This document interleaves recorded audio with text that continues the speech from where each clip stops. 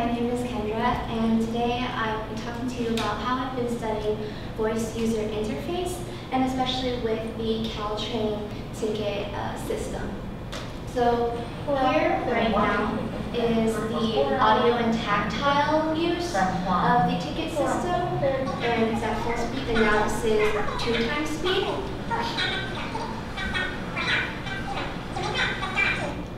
That whole process using the tactile and audio speed took about almost 2.5 to 3 minutes, which I think is a little bit long for someone who's just anyone. So what I want to do is focus on accessibility, and in this case it would be accessibility for the blind and visually impaired. Although I couldn't get any interviews with blind or visually impaired individuals, I went to the San Francisco Caltrain system and interviewed riders and users and asked them to actually use the tactile and audio system without looking at the screen and try to buy a ticket. So here we have Manuel, and even without the screen, he still needed help and was confused as far as the instructions go. And with Carrie, she had never used the Caltrain system ever, so she was trying to say like she needs to pay closer attention to what the audio is saying. This leads to Mahesh, who said that he was frustrated that there was no back button. So if you have to listen closely and you miss something, you have to somehow go back, but you have to listen to the whole flow again. Now Ola, he is familiar with Caltrain, but when he was using the audio tactile system, what he found was that the spatial actual physical interface was for him a little bit confusing.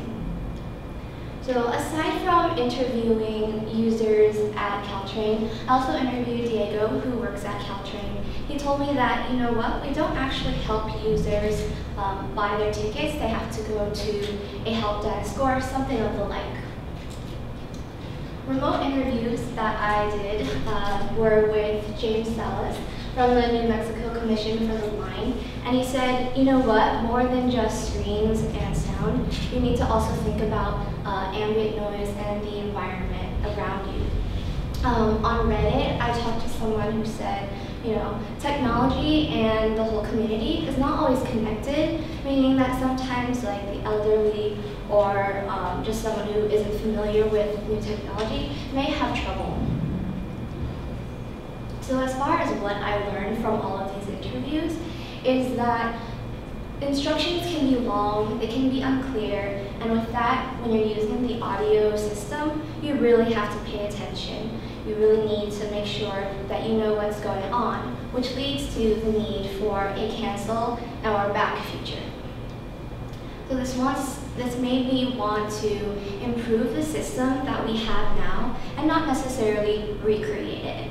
It's for accessibility for the blind and visually impaired. So 2 examples of people are David, who's been blind since birth, so he doesn't drive, and Jennifer, who's visually impaired with low vision, meaning for her, contrast is a little bit harder to see. She also commutes to work at least 4 times a week, so she is familiar with the Caltrain system. So voice user interface, this is one of the first iterations that I had. There are many other screens as such, and this is the final screen where I focused much so on the locations and definitely the back and cancel loops, as well as the number of tickets and type of ticket, and of course pink. So this is audio reliant. This is for someone like David who is blind and needs just audio. Where are you headed today? All day pass or one-way ticket? Go back. Where are you headed today? San Bruno. All day pass or one-way ticket? One way. How many would you like to buy? 2. Sorry, can you repeat that?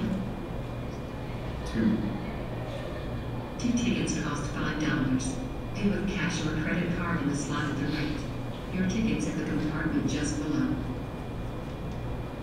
And we also have the pro user for someone like Jennifer, who is low vision and is familiar with the system. So unlike David, she wouldn't go through the flow of saying, listening to the system, answering the questions, listening to the system, answering the questions. Instead, she would just say, like, hey, I need 2 tickets to so-and-so, and this kind of ticket. So what happens is she'll say what she needs, and the system will, or the screen will populate what she says, and if she misses anything, it'll ask her, you know, what did you want for so-and-so? Where are you headed today? I need a ticket to San Bruno. What type of ticket? All day pass. Sure, an all-day ticket costs $6. Pay with cash or credit card in the slot at the right. Your ticket's in the compartment just below. So note the colors that we have for the screen. She needs higher contrast. So right now it's black and white, and the highest contrast that we can have. And Caltrain colors, which are red and white, and which works well as far as contrast.